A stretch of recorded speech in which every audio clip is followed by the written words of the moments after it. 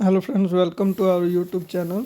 हमारे चैनल पे आपका सभी का स्वागत है। अभी की जो सबसे बड़ी अपडेट है वो ये निकल के आ रही है कि जो भी TRE 3 के पास कैंडिडेट है, जितने भी बच्चे जिन्होंने एग्ज़ाम को क्वालिफाई किया है, चाहे वो किसी कैटेगरी के हो या फिर किसी भी लेवल के हो, 1 to 5, 6 to 8, 9 to 10 या 11-12, उनसे रिलेटेड एक बड़ी खबर निकल के यह आ रही है कि उनकी जो काउंसलिंग की डेट थी उसको क्या किया गया है कि एक्सटेंड कर दिया गया है, रिवाइज किया गया है। जैसा कि आप इस लेटर में देख सकते हैं, जो 7 तारीख को शिक्षा निदेशक, जो प्राथमिक शिक्षा के निदेशक हैं पंकज कुमार, उनके द्वारा यह पब्लिश किया गया है।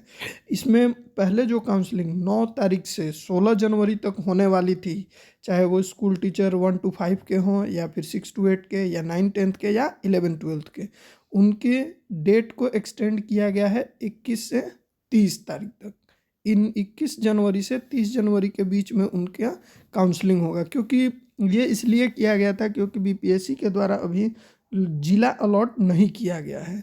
जितने भी चयनित छात्र हैं या स्टूडेंट्स हैं, जितने भी जो चयनित हुए हैं, उनको अभी जिला अलॉटमेंट BPSC के द्वारा नहीं हुआ है।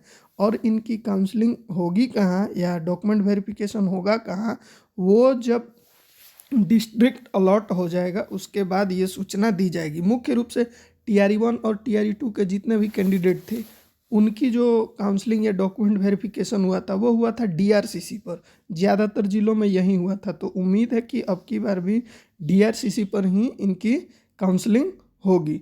अब डॉक्यूमेंट से रिलेटेड आपके बहुत सारे सवाल हमारे चैनल पे बहुत सारे कैंडिडेट ने पूछा है, उससे रिलेटेड हम वीडियो भी बनाएंगे।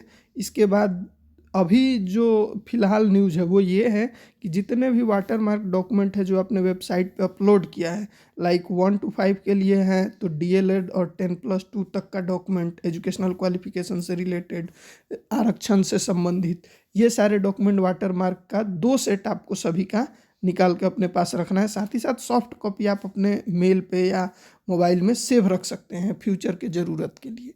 इसके बाद जैसे ऐसे ही अगर आप 6 to 8 के लिए हैं तो DLED प्लस ग्रेजुएशन के डॉक्यूमेंट चाहिए रिलेटेड। और अगर आप किसी कैटेगरी से बिलोंग करते हैं, आरक्षण की श्रेणी में आते हैं, तो आपको उससे रिलेटेड दस्तावेज पुराना हो तो वो भी रखना है और नया आपने बनवाया है तो वो भी अपने पास रखना है।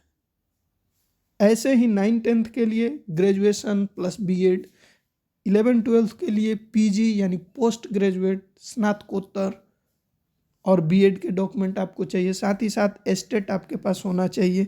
तो ये जो भी क्वालिफिकेशन है, अगर आरक्षण का लाभ ले रहे हैं तो ये सारी चीज़ें आपके पास होनी चाहिए। मोस्ट इम्पॉर्टेंट जो डॉक्यूमेंट एक और आता है जो वेरिफिकेशन के टाइम आपको ज़रूरत पड़ेगा, वो हो गया आधार। और आधार से लिंक्ड मोबाइल नंबर आपके पास ज़रूर होना चाहिए, क्योंकि वो जो वेरिफिकेशन होता है वो पहले आधार में जो नंबर जुड़ा हुआ होता है उस पर OTP आता है, उसके बाद ही आपके वेरिफिकेशन का प्रोसेस पूरा शुरू होता है। तो बाकी अगर जैसे जैसे समय नज़दीक होता जाएगा, हम और कोई रिलेटेड न्यूज़ होगा तो आपको बताते रहेंगे। सबसे पहले न्यूज़ देने वाले चैनल हमारा ही है, इस पे आपको जुड़े रहना है। चलिए, धन्यवाद।